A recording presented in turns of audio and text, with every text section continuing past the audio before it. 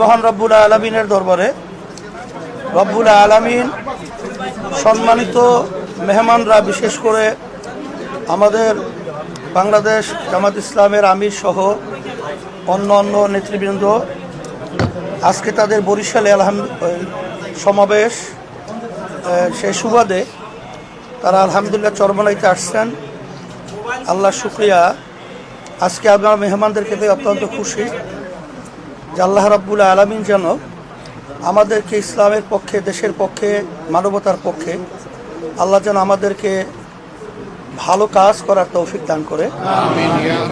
আমরা যেন সবাই একত্রিত হয়ে, আজকে বাংলাদেশটা 53 বছর স্বাধীনতা শেষ হয় 54 বছরে পড়েছে, কিন্তু আসলে মূলত যাদের মাধ্যমে দেশ চলেছিল, আসলে এদের মাধ্যমে আমাদের জাতির যে প্রত্যাশা ছিল, যে আশা ছিল, সে আশা কিন্তু বাস্তবায়িত হয় না।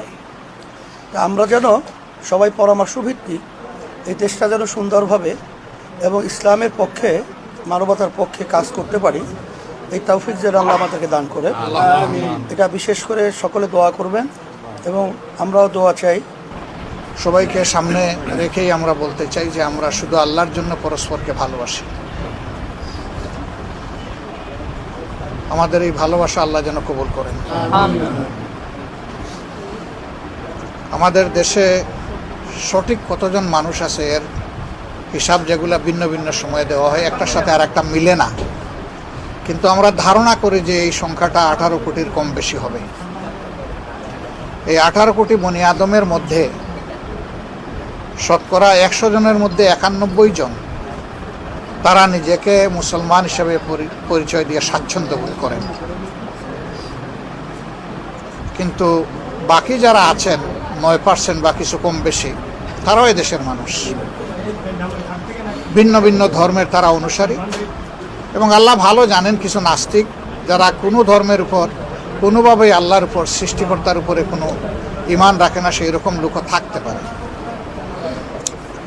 কিন্তু সব মিলেই আমাদের প্রিয় বাংলাদেশ। ইতিমধ্যেই পীর সাহেব বলেছেন যে স্বাধীনতার একে 54 বছর চলে গিয়েছে, কিন্তু দেশ, আমরা একটা স্বাধীন দেশ হিসাবে যে মর্যাদায় থাকার দরকার, এটা আমরা পাইনি। এবং এটার মূল কারণ হলো দুটো জিনিস, আমরা সবসময় বলে থাকি, একটা দুর্নীতি আর একটা দুঃশাসন।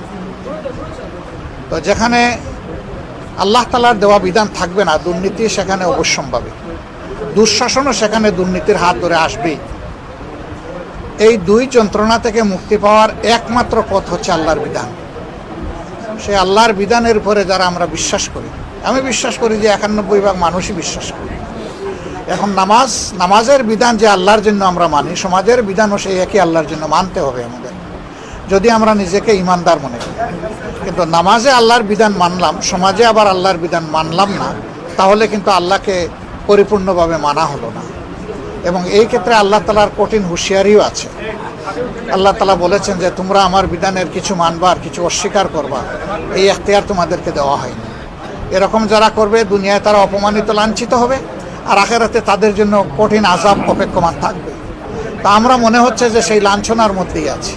এটাই কিছু মানা এবং কিছু না মানার কারণে আমরা, আমাদের মনের তামান্না, আকাঙ্ক্ষা হচ্ছে যে আমরা পুরোটা মানতে চাই, পুরোটা এখানে কায়েম হয়েছে এটা দেখতে চাই।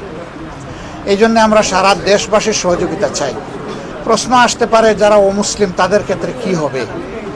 তাদের ক্ষেত্রে মদিনায় যে বিধান ছিল সেই বিধানে কায়েম হবে। মদিনার বিধানের অধীনে সমস্ত ধর্মের মানুষ তাদের পূর্ণ নিরাপত্তা বোধ করেছে এবং নাগরিক সমস্ত অধিকার তারা পেয়েছে। তবে হ্যাঁ, মুসলমান অথবা অমুসলমান এটা প্রশ্ন নয়। প্রশ্ন হলো যে রাষ্ট্রের সাথে কেউ যদি বেইমানি করে, গাদ্দারি করে, তাহলে ইসলাম তার জন্য কঠিন শাস্তিরও ব্যবস্থা রেখেছে। এটা কোনো বিশেষ ধর্মের জন্য নয়, যিনি গাদ্দারি, বিশ্বাসঘাতকতা করবেন তার জন্য সেই শাস্তি আরোপিত হবে। আলহামদুলিল্লাহ, বাংলাদেশের জনগণের মনে আকাঙ্ক্ষা যে ইসলাম একবার